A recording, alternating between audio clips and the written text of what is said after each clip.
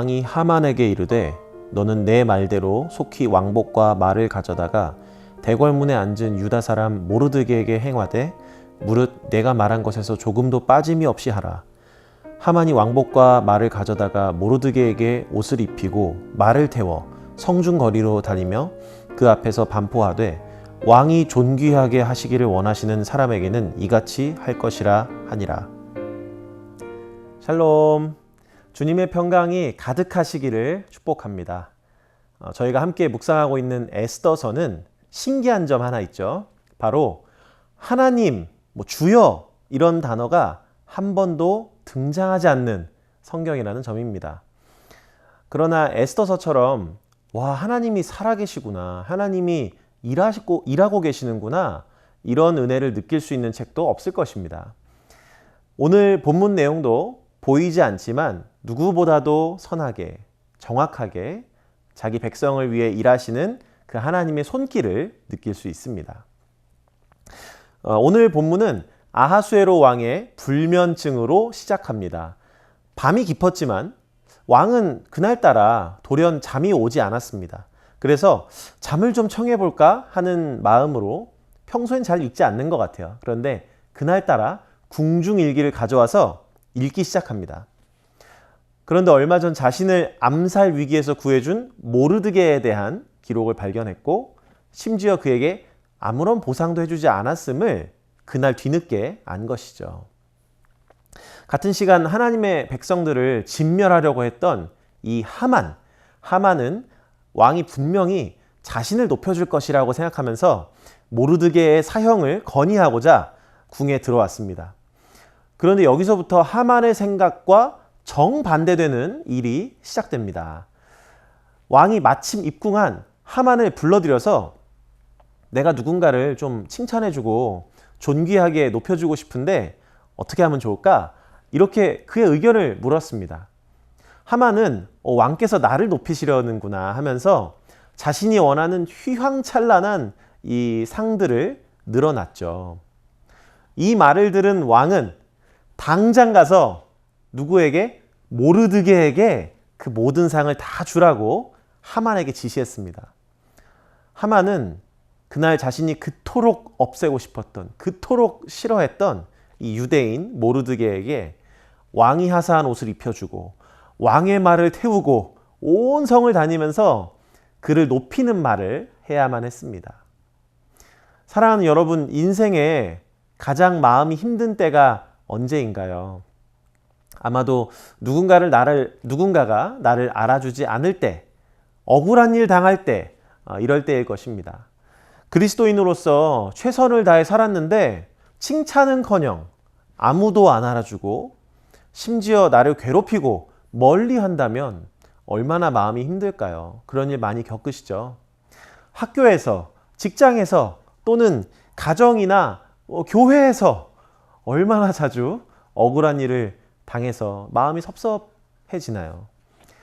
그러나 오늘 에스더서의 말씀을 통해서 우리가 알아야 할 것이 있습니다. 바로 때가 이르면 살아계신 주님께서 우리를 높여주신다는 사실입니다. 이 세상은 억울한 일들을 못 참습니다. 어른들은 말할 것도 없고요. 초등학생들에게 선생님이 이 친구야 쓰레기 좀 주워줄래? 하면은 내가 버린 거 아닌데요? 내가 왜 주워야 되죠? 이렇게 목소리를 높입니다.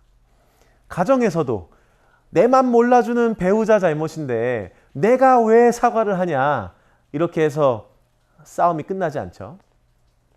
그러나 살아계신 하나님을 믿는 우리 성도들은 뭔가 달라야겠습니다.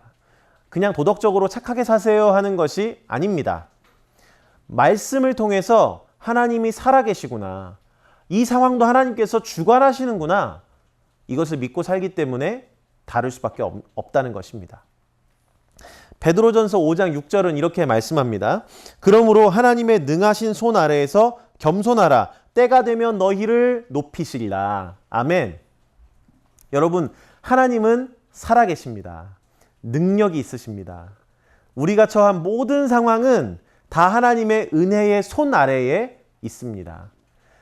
오늘 본문에서도 하나님의 손이 모든 상황을 덮고 일하심으로 마침 왕이 잠이 오지 않았고 마침 궁중일기를 보고 싶었고 마침 모르드게의 기록을 본 것입니다. 그리고 온 유대 민족이 멸절할 위기에 처했던 그 상황이 180도 뒤집어지면서 반전이 일어난 것이죠. 여러분, 믿음의 결국은 기다림입니다. 다사다난한 이 세상에서 어떤 일을 당해도 주님과 동행하는 기쁨을 잃지 않고 십자가 은혜가 나를 덮고 있다는 것을 믿으며 잠잠히 주님의 일하심을 기다리시기를 권면합니다. 사람에게 섭섭함을 쏟아내지 말고 하나님께 기도로 쏟아내시길 바랍니다. 그때 주님의 살아계심, 주님의 일하심을 경험할 것입니다. 또한 베드로전서 말씀처럼 하나님은 저와 여러분을 반드시 높이실 것입니다. 이 땅에서 억울한 상황 역전시켜 주시는 것, 그것뿐만이 아니라 예수님께서 다시 오시는 그날에 환난과 시험 중에도 신앙을 지킨 그 성도를 주님은 가장 존귀하게 높여주실 줄로 믿습니다. 요한계시록 21장 말씀입니다. 하나님이 그들과 함께 계시리니 그들은 하나님의 백성이 되고 하나님은 친히 그들과 함께 계셔서 모든 눈물을 그 눈에서 닦아주시니 다시는 사망이 없고 애통하는 것이나 곡하는 것이나 아픈 것이 다시 있지 아니하리니 처음 것들이 다 지나갔음이러라. 아멘. 할렐루야. 다시 오실 주님께서 우리의 믿음을 귀하다 여기시고 그날에 우리를 주의 백성, 주의 신부로 가장 귀하게 높여주실 줄로 믿습니다. 오늘 겪는 고난과 억울함은 우리를 참 힘들게 하죠. 그런데 하나님의 살아계심, 예수 그리스도의 부활과 다시 오심을 믿는 그 천국 소망이 있다면, 그 믿음이 있다면 이 모든 것들은 주님을 더욱 바라보게 하는 믿음의 재료가 될 것입니다. 오늘도 매일매일 순간순간 하나님의 능하신 손이 덮고 있다, 이것을 믿고 담대하게 주님 뜻대로 살아가는 저와 여러분 되시기를 예수님의 이름으로 축복합니다. 함께 기도하겠습니다. 살아계신 하나님, 역사하시는 하나님, 지금 저희의 삶 가운데 있는 많은 문제 중에도 또 박해와 고난 중에도 억울함과 섭섭함 중에도 주님은 일하고 계신 줄로 믿습니다. 하나님, 우리가 세상의 관점으로 섭섭해하면서 사는 게 아니라 때가 되면 높여주시는 그 주님을 겸손하게 기다리게 하여 주시옵소서. 그럴 때 주님께서 눈물 닦아주시고 내가 너를 사랑한다, 너는 나의 신부야 라고 높여주시는 그날이 올 줄로 믿습니다. 하나님 아버지, 우리 모든 성도들에게 이 믿음을 주시고 이 세상 가운데 어떠한 상황에서도 주님을 잊지 않고 주님을 의지하며 살 수 있도록 도와주시옵소서. 감사드리며 예수님의 이름으로 기도합니다. 아멘.